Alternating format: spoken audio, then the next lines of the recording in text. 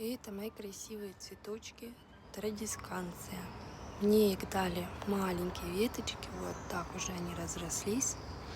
Скоро я их посажу в большой горшок, и будет такая красота в доме. Сейчас они находятся у меня на балконе, на улице.